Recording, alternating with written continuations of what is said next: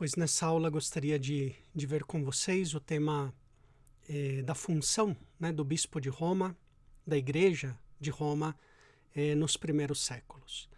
Seria muito longo, pois falarmos de todos os textos do período patrístico que mencionam o tema do primado romano.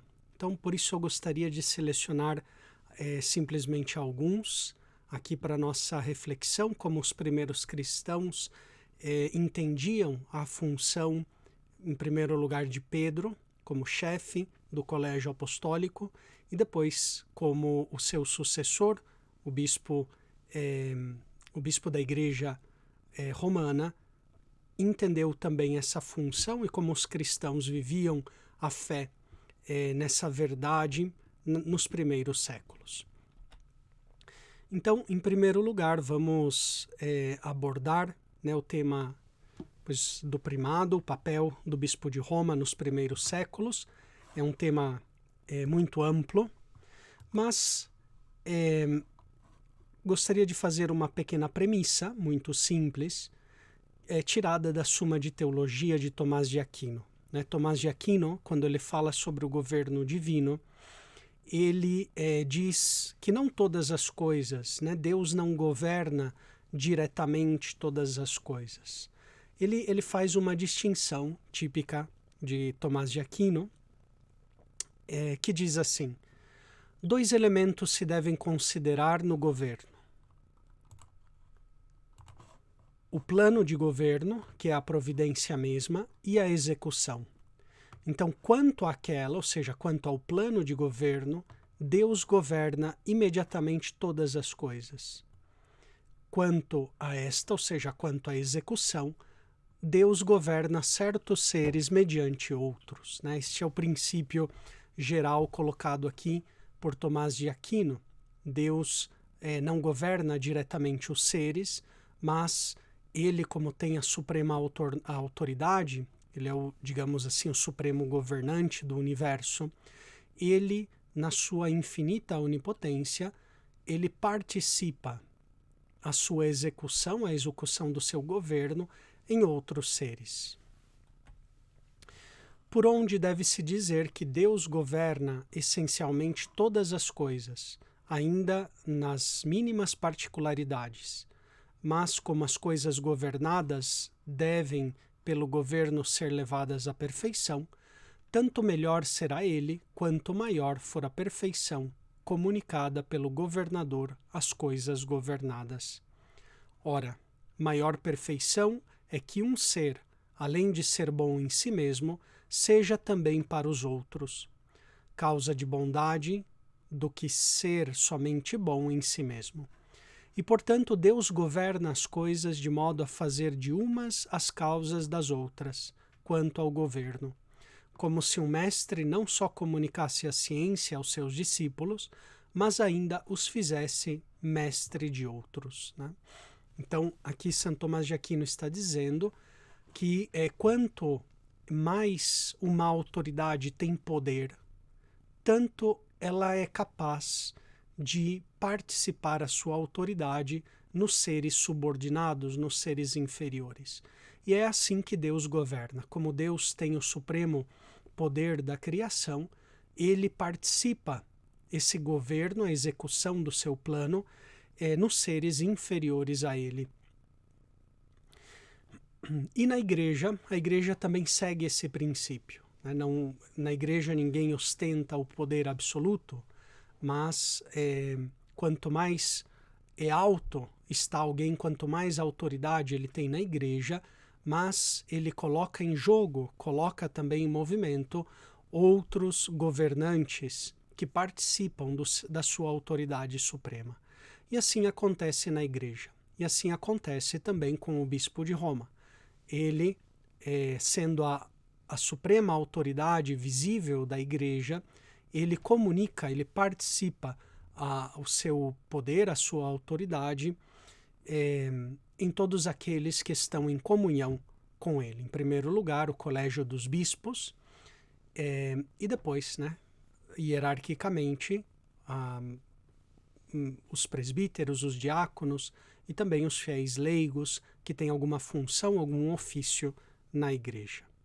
E assim nós devemos entender também o primado do bispo de Roma, onde ele, com a autoridade suprema que lhe foi conferida por Cristo, as chaves do reino do céu, ele também participa a sua autoridade no colégio dos bispos, que estão em comunhão com ele. Aqui, na 1 Pedro, capítulo 5, versículo 13, lemos assim: Saúda-vos a igreja escolhida que está na Babilônia, assim como também Marcos, meu filho. Nós vemos que nos evangelhos Pedro sobressai entre os 12 apóstolos. Pedro é aquele que está sempre nos eventos principais da vida de Cristo. Está na transfiguração, está na oração do horto do Getsemane. Pedro protagoniza algumas ações, por exemplo, ele caminha sobre as águas, Cristo permite que ele caminhe sobre as águas. Pedro toma a iniciativa da pesca e assim sucessivamente. Nós vemos que Pedro tem uma função especial no colégio apostólico. Aqui é muito conhecido, já conversamos sobre isso, a importância da carta do Papa Clemente Romano aos Coríntios.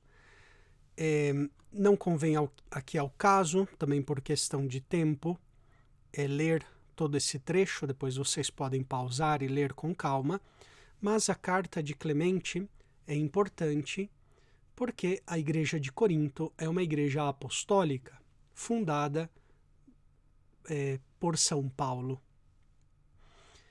E, mesmo assim, o bispo de Roma, Papa Clemente, ele se vê na necessidade de intervir naquela igreja apostólica para restabelecer a paz naquela comunidade, visto que algumas pessoas haviam depostos os seus presbíteros daquela igreja. Aqui, o termo presbítero na carta de Clemente Romano aos Coríntios provavelmente está aí de indicar os bispos daquela comunidade, ou seja, a autoridade daquela comunidade que foi destituída por um grupo ali de exaltados. E o Papa lhe chama a atenção e lhes pede obediência e que voltem à unidade e voltem à paz. Essa é uma carta interessante porque é uma primeira intervenção da Igreja Romana em uma igreja importantíssima, uma igreja apostólica fundada por ninguém mais, ninguém menos que o próprio apóstolo Paulo. E o bispo de Roma se vê na necessidade de acudir em auxílio daquela comunidade. A mesma coisa Inácio de Antioquia, nesse texto da carta aos Romanos, ele escreve aos Romanos, Inácio é sucessor de Pedro em Antioquia. Assim como Roma, a sé de Antioquia também é uma sé petrina.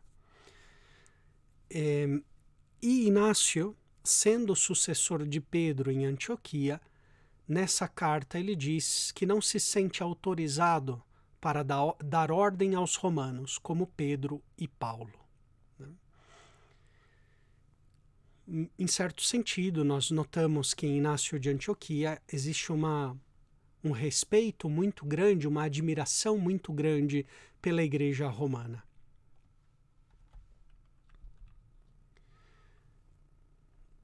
O mesmo nós vemos na carta de Ireneu de Leão ao Papa Vítor. O Papa Vítor, em um determinado momento, por causa de discordâncias na celebração da festa da Páscoa, ele esteve a ponto de excomungar toda a Ásia Menor, sobretudo o bispo de Éfeso daquela época, se eles não se adequassem ao costume romano e de várias outras igrejas no tocante à celebração da data da Páscoa. E Ireneu de Leão escreve ao Papa Vítor explicando os costumes asiáticos na celebração da Páscoa e citando o exemplo de São Policarpo, que esteve em acordo com o Papa Aniceto no tocante à celebração. Né? Embora cada um seguisse a própria tradição, os dois se despediram em paz. Não solucionaram o problema da data da Páscoa, mas mesmo assim conseguiram sempre estar em paz, mantendo sempre as suas tradições. Um texto importantíssimo, já conhecido, é de Ireneu de Leão. Contra as heresias, contra o gnosticismo, ele também vai chamar em causa a autoridade da Igreja Romana, no livro 3º do Adversus Hereses, contra as heresias. E ali, no livro 3º, no capítulo 3º, ele diz assim sobre a tradição da Igreja Romana. Assim, a tradição dos apóstolos manifestada em todo o mundo pode ser vista em cada igreja e por todos aqueles que querem ver a verdade. E nós podemos enumerar os bispos estabelecidos pelos apóstolos nas igrejas e seus sucessores até nós. Né? Mas como levaria demasiado tempo nesta obra para enumerar as sucessões de todas as igrejas, tomaremos a sucessão da muito grande e muito antiga, conhecida por todos, a igreja fundada e estabelecida em Roma pelos dois gloriosos apóstolos Pedro e Paulo. Então, aqui Ireneu vai chamar em causa a igreja, a mais antiga, conhecida por todas, muito grande, diz ele, né? Fundada em Roma pelos gloriosos apóstolos Pedro e Paulo. Na verdade, devido à sua origem mais excelente, toda a igreja deve necessariamente concordar com esta igreja, ou seja, todos os fiéis que vêm de todas as partes, pois nela a tradição que vem dos apóstolos sempre foi preservada para todos os povos. Né? Então aqui Ireneu está dizendo que a igreja romana tem uma origem mais excelente que as outras igrejas. E todas as igrejas devem necessariamente concordar com esta igreja, ou seja, todos os fiéis de todas as partes. Porque na igreja romana, a tradição apostólica foi sempre preservada para todos os povos. Né? Então, para Ireneu, a igreja romana tem uma função especial na nossa fé. E aqui ele vai enumerando depois os sucessores de Pedro. Então, depois que os beatos apóstolos confiaram a Lino o serviço do episcopado, deste Lino, Paulo faz menção em suas cartas a Timóteo. E ele é sucedido por Anacleto, depois dele, em terceiro lugar, desde os apóstolos, né, Pedro e Paulo, Clemente recebeu o episcopado, etc. Né? E assim ele vai enumerando todos os papas até o seu tempo, até o Papa Eleutério, que governou a igreja entre os anos 175 e 189. Então é interessante como Ireneu vê a importância da igreja romana. Né? Contudo, não temos somente textos que nos falam dessa importância que ocupava, né, Ireneu de Leão, pois estamos ali a finais do século II, inícios do século III, mas também temos algumas inscrições nesse mesmo século II, inscrições epigráficas. No caso aqui, me refiro à inscrição de Abércio, que é datada entre os anos 170 e o ano 200. E Abércio, segundo os estudiosos, era uma espécie de bispo itinerante, uma espécie de apóstolo itinerante. Daí nós vemos também a antiguidade desse texto. E ele diz assim, né? Aqui leio sobretudo o trecho referente a Roma. Ele está falando quem ele é, né? Numa linguagem poética, também numa linguagem velada, né? Ele fala que ele pertence ao casto pastor, que é Cristo, que alimenta as ovelhas, né? Ele me ensinou as escrituras dignas de fé. Ele me enviou a Roma para contemplar o palácio real e para ver uma rainha com vestes e sandálias douradas. Eu vi lá um povo que ostenta um selo resplandecente. Então, com linguagem velada, oculta, né, sem falar explicitamente, ele menciona essa viagem a Roma, que lá tem um povo resplandecente, que tem um selo, né, o selo cristão, o selo do batismo. E depois ele visitou a Síria, o Eufrates, Nísibis, onde ele encontrou os irmãos, tendo Paulo consigo. Né? Ali ele fala que ele comeu um peixe da grande e pura fonte que a Virgem casta concebeu, e que a fé costuma dar aos seus amigos fiéis todos os dias, tendo um excelente vinho que ela costuma oferecer com o pão. Né? Então, nessa mensagem simbólica, essa inscrição de Abércio nos vai falar sobre essa cidade de Roma, onde tem uma rainha ali, símbolo da igreja, e um povo, o povo cristão, com esse selo batismal resplandecente. Um texto também importante para entender o papel de Roma nos primeiros séculos, nós encontramos no livro A Prescrição dos Hereges de Tertuliano. Tertuliano faleceu por volta do ano 220, e esse escrito aqui é do período católico de Tertuliano. Portanto, estamos ali antes do ano 210, 212, quando ele começa a se separar da Igreja Católica. Né? Aqui, nesse livro sobre a prescrição dos hereges, Tertuliano vai falar também da importância da Igreja Romana no discernimento da verdadeira fé. E ele diz assim: passa a revista, digo, às igrejas apostólicas.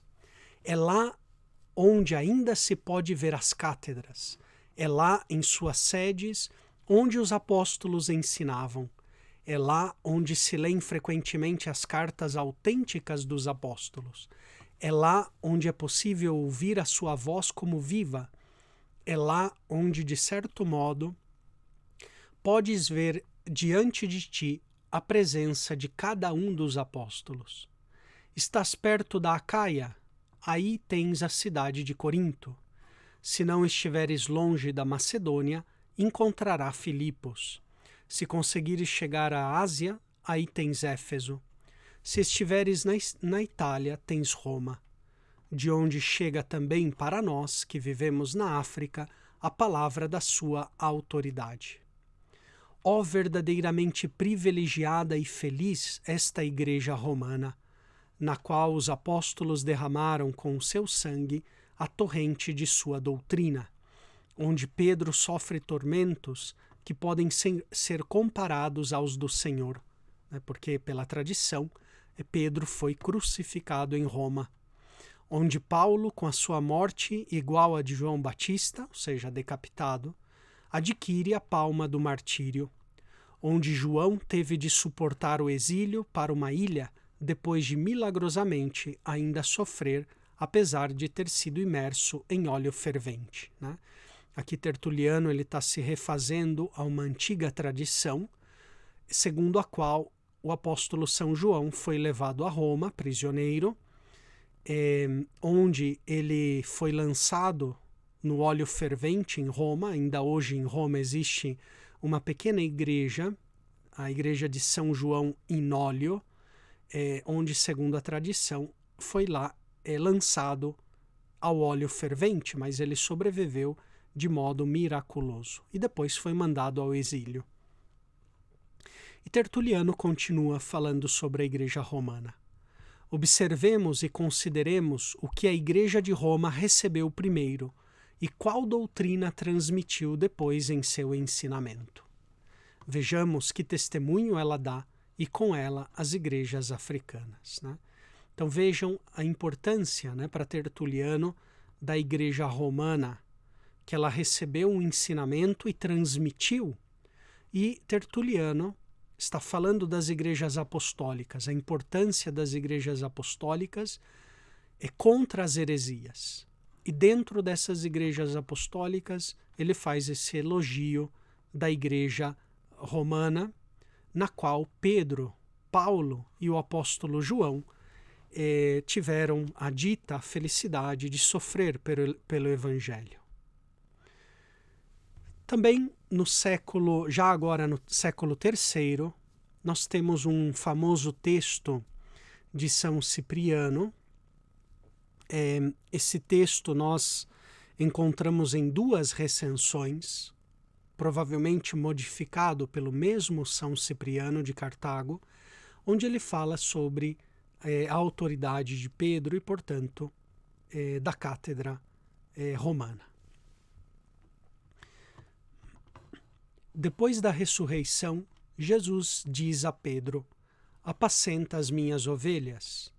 Sobre um só, Cristo constrói a igreja e lhe ordena que pastoreie suas ovelhas.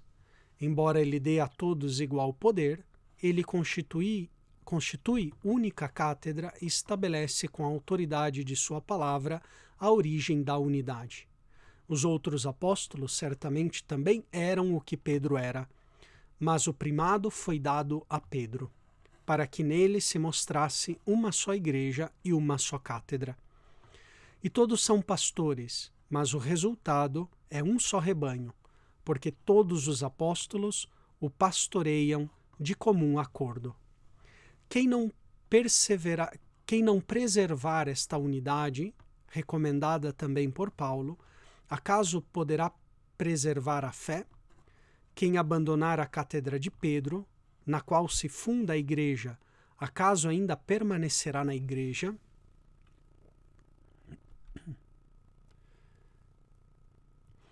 Depois de um conflito com o bispo de Roma, provavelmente o próprio Cipriano de Cartago modificou um pouco o texto. Contudo, ainda nessa modificação que ele fez, aqui não leio o texto por questão do tempo, que já se está alongando bastante, mas vocês podem ler depois com calma, mas ainda assim, nesse texto modificado, depois que São Cipriano de Cartago brigou com Santo Estevão de Roma, ainda assim ele fala da importância da igreja romana, a importância da autoridade de Pedro, porque o episcopado é único e indiviso. E, portanto, existe um princípio único de unidade. A autoridade na igreja vem de um só, de Cristo. E Cristo depois comunicou, né, os outros apóstolos também eram certamente o que Pedro era, e foram igualmente honrados com essa honra e poder. Mas o início veio da unidade. Embora todos os outros apóstolos tenham autoridade, aqui São Cipriano está dizendo que o início provém da unidade. E sem a unidade não pode existir a diversidade, né? A diversidade se destrói a si mesmo se não existe um ponto de unidade, né? A unidade mantém até mesmo a própria diversidade. Depois, né, nos séculos, nós vamos ver diversas intervenções do bispo de Roma em outras igrejas.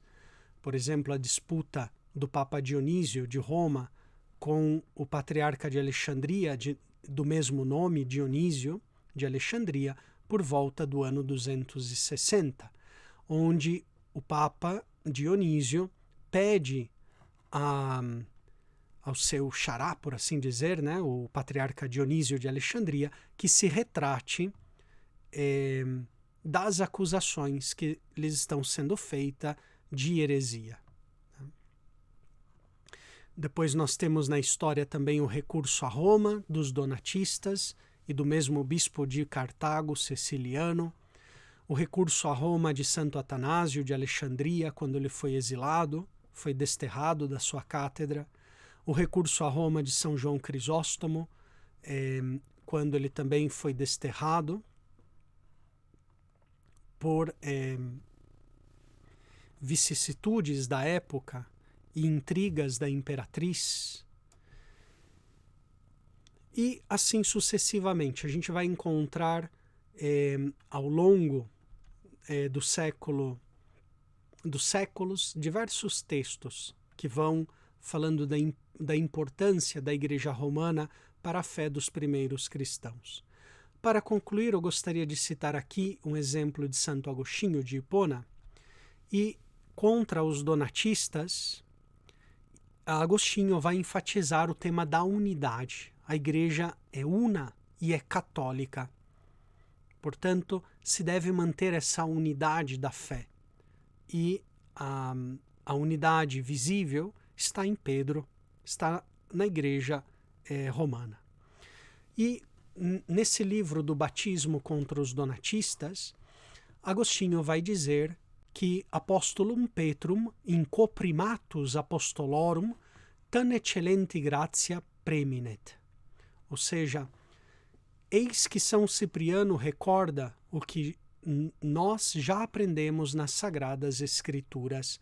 Então, Agostinho, ele está refletindo a partir das Sagradas Escrituras, onde se vê o primado de Pedro. O apóstolo Pedro, em quem o primado dos apóstolos sobressai por uma graça tão excelente, foi corrigido pelo apóstolo Paulo, posterior a ele, quando agia habitualmente de um modo diverso de como a verdade o exigia com respeito à circuncisão. Né? Então aqui Agostinho menciona essa palavra importante, palavra que significa o primado. E ainda assim, na carta número 43, ele vai ainda usar esse termo, já não primado, mas principatus, ou seja, é sinônimo de primado, ou seja, um principado, no sentido de algo principal, primeiro. Romana Ecclesia, in qua semper apostolici cathedre viguit principatus, né? A Igreja Romana, na qual sempre esteve presente o primado da cátedra apostólica. Então, nessa carta 43, Santo Agostinho não somente fala do primado de Pedro em Roma, mas do primado da Igreja Romana enquanto tal. Nela sempre esteve presente, semper, vigorou, viguit, né? O primado da cátedra apostólica. Então, esses são alguns textos que eu gostaria de trazer para a nossa reflexão. Existem muitos mais, mas gostaria de trazer esses textos porque são menos conhecidos e talvez nos ajudem também a ir encontrando outros textos, e tem muitos mais que vão nessa linha, da importância da Igreja Romana, da importância do primado romano e a importância dessa unidade da fé.